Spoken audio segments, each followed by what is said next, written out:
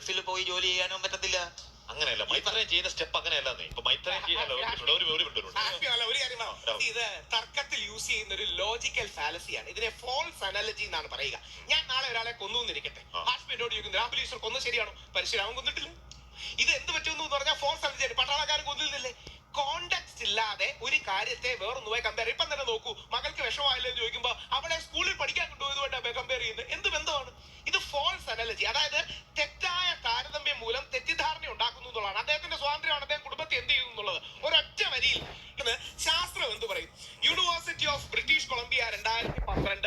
ചെറിപ്പിക്കുകയാണെങ്കിലോ എന്തോ അത് ചെറിപ്പിക്കുകയാണെങ്കിലോ ചെറിപ്പിക്കോ? ഇത് യൂണിവേഴ്സിറ്റികൾ ഇതിനു വേണ്ടി സ്റ്റഡി ചെയ്തതാണ്. ഈ റിസർച്ച് ബഹുമാനപ്പെട്ട കൊടുക്കണം. കോപ്പി എടുത്തിട്ടുണ്ട്. ഇനി മൈത്രേയന്റെ ചിലപ്പോൾ പരിശോധിച്ചാൽ മോണോഗാമസ് ആയിട്ടുള്ള ഫാമിലിയിൽ വളരുന്നതാണ് ബെറ്റർ എന്നും അച്ഛനും അമ്മയും ഉള്ളതും അവരുടെ സ്നേഹത്തിന്റെ പരിലാലനയിൽ ബെറ്റർ ആവുന്നുള്ളതാണ്. 24 മണിക്കൂർ കുട്ടിക്ക് അറ്റൻഷൻ വേണമെന്ന് വേണ്ട. കുട്ടി ഉറങ്ങുമ്പോൾ കുട്ടി അറ്റൻഡ് ചെയ്തോണ്ടിരിക്കണോ? അതൊക്കെ ചുമ്മാതാണ്. അതൊരു വാദത്തിന് വേണ്ടി പറയുന്ന വാദം മാത്രമാണ്, കുയുക്തിയാണ്. അല്ലെങ്കിൽ വിഖണ്ഡവാദം എന്ന് ഹാഷ്മി ഇടയ്ക്കിടയ്ക്ക് പറയുന്ന കാര്യമാണ്. അങ്ങനെയല്ല. ഈ എന്തുകൊണ്ട് ഹാഷ്മി വർക്ക് ചെയ്യുന്നത്? ദുബായ് പോയി മണലാരണ്യത്തിൽ വർക്ക് ചെയ്യുന്നവൻ സ്വന്തം വീട്ടിലെ മോൾക്ക് വേണ്ടി വർക്ക് ചെയ്യുന്നത്. അവന് വേണ്ടിയുള്ള ശ്രദ്ധ തന്നെയാ.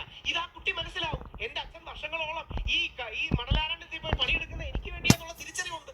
അപ്പൊ കുട്ടികളെ സ്നേഹിച്ച് വളർത്തണം എന്നുള്ള അദ്ദേഹത്തിന് എന്ത് വേണമെങ്കിൽ വ്യക്തിഗതത്തില്ല. അദ്ദേഹം ചോദിച്ചത് തെറ്റായ മെസ്സേജ് ആകരുത്, ശിഥിലമാക്കുന്നതാകരുത്. അല്ല രാഹുൽ, അതുകൊണ്ട് തനിക്കൊന്നും സംഭവിച്ചില്ല. കനി അഭിനേത്രിയാണ്. അവിടെയാണ് ലോകത്തെ എക്സെപ്ഷൻസ് ആർ നോട്ട് എക്സാമ്പിൾസ് നമ്മൾ പറയും. മൈത്രേയൻ ഇപ്പോ ആധുനിക പൗരൻ എന്നുള്ള ജനാധിപത്യ സമൂഹത്തിൽ മൈത്രേയൻ തീരും. പക്ഷെ മൈത്രേയൻ ഞാൻ ഇവിടെ ജോലിക്ക് വരുന്നത് പോലെയോ അല്ലെങ്കിൽ മറ്റൊരാൾ ദുബായ് ജോലിക്ക് പോകുന്ന പോലെയുള്ള പ്രവർത്തനമായിരുന്നില്ല. മൈത്രേയന്റെ സമഗ്ര ലോകവീക്ഷണത്തിന്റെ ഭാഗമായി മൈത്രേയൻ പഠിച്ച അത് പ്രാവർത്തികമാക്കുന്നതിന്റെ ഒക്കെ ഭാഗമായി ഉണ്ടായ തീരുമാനമായിരുന്നു അത്.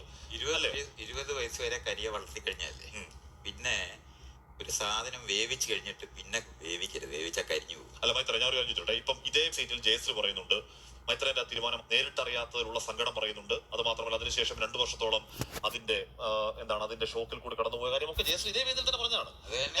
ഞാൻ ചോദിക്കുന്നത് മൈത്രേയൻ തീരുമാനം ചോദിച്ചില്ല. പക്ഷെ മൈത്രേയന്റെ തീരുമാനം കൂടെ ഉണ്ടായിരുന്ന 2 സോൾസിനെ അവരോട് അനീതി കാട്ടിയെന്ന് തോന്നിയിട്ടില്ല. ഒട്ടും തോന്നിയിട്ടില്ല.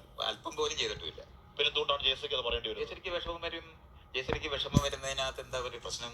നിങ്ങളുടെ വീട്ടിലായാലും നിങ്ങൾ ഇയാളുടെ ഭാര്യയായിട്ട് സംസാരിക്കുന്ന സമയത്ത് വഴക്കിടത്തില്ലേ? ഉണ്ട്. കരയുവോ? പറയും. അല്ല, ഇന്ന് പറയുന്നത് പരിഹരിക്കാവുന്നതാണ്. അത് പരിഹരിച്ചാണല്ലോ. ഞാനും ജയശ്രീ ഇപ്പോഴും ഒന്നും ജീവിക്കുന്നവരല്ലേ. അല്ല, 2 വർഷത്തെ 2 വർഷം അവര് ഒരു കാര്യത്തിനകത്ത് അവർക്ക് വിഷമം ഉണ്ടായിട്ടുണ്ടാവും. അവർക്ക് വിഷമം ഉണ്ടായത് ഞാൻ വേറെ പ്രണയിച്ചതുകൊണ്ടാണ്. അല്ലാതെ ജയശ്രീയെ ഞാൻ പിരിഞ്ഞിട്ടൊന്നുമില്ലല്ലോ. വേറെ ആളെ പ്രണയിക്കുന്ന സമയത്ത് ഒരാൾക്കുണ്ടാകുന്ന വിഷമമാണ്. Hello everyone. Are you a working parent who is struggling to find quality time with your family? അത് അവർക്ക് വരാം. അവർക്ക് ആകാം. അത് ഉറപ്പായും വരാം. അത്രേ ഉള്ളൂ. ആ കോൺടാക്ട് ഞാൻ പ്രതികരണം അങ്ങനെ കാണിക്കുകയാണ്. അതങ്ങ് അനുവദിക്കുകയാണെങ്കിൽ കേരളത്തിലെ ഏറ്റവും നിലവാരമുള്ള 2 ഫ്രോഡുകളാണ്, കള്ളനാണയങ്ങളാണ് 2 പേരും കേട്ടോ. നിലവാരമുള്ള 2